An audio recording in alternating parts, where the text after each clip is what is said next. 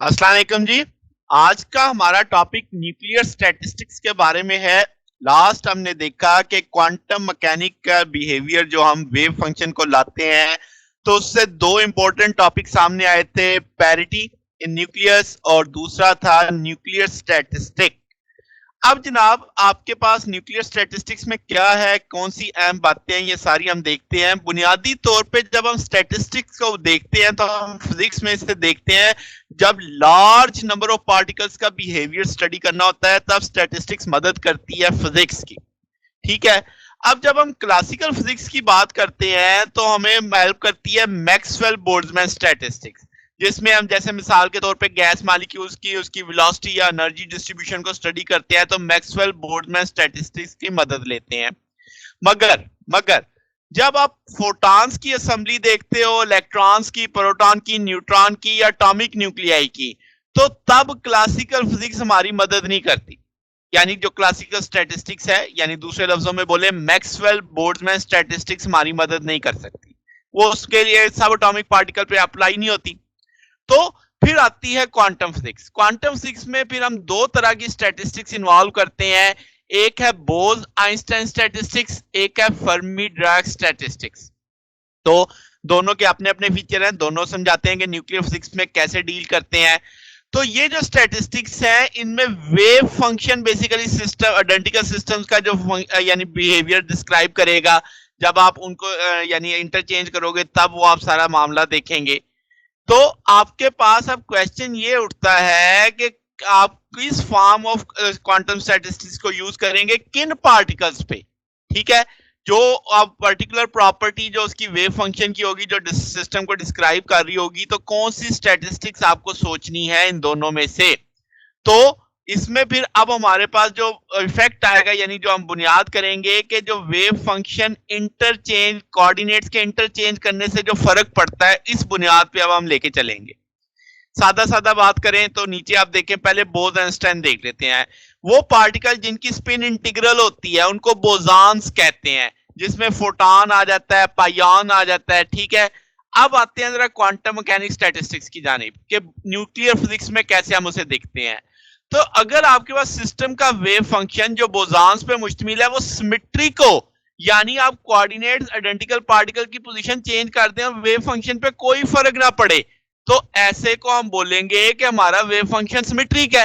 तो बोज Einstein statistics में wave function symmetrical होता है, पहली निशानी पता लग गई। यानी इसका साइन चेंज नहीं होगा जब आप कोऑर्डिनेट्स चेंज करेंगे आइडेंटिकल पार्टिकल्स की या उनको इंटरचेंज करेंगे। फिर इसका मतलब सादा सादा कंसेप्ट यही आ रहा है कि दो या दो से ज्यादा पार्टिकल सेम क्वांटम स्टेट में हो सकते हैं। ठीक होगी बात। तो इसका मतलब अब आप पे कदगन नहीं है कि एक क्वांटम स्टेट में कितने पार्टिकल आपने रखने हैं। तो वो तमाम न्यूक्लियाई जिनका मैस नंबर इवन होता है वो बोज आइंस्टाइन स्टैटिस्टिक्स ओबे करते हैं न्यूक्लियर फिजिक्स में। आगे चलते हैं। फर्मी डिराक स्टैटिस्टिक्स की बात करें तो वो पार्टिकल जिनका आपके पास हाफ इंटीग्रल स्पिन होती है वो फर्मियान कहलाते हैं। और दूसरी अहम बात, ये पॉली एक्सक्लूजन प्रिंसिपल को ओबे करते हैं।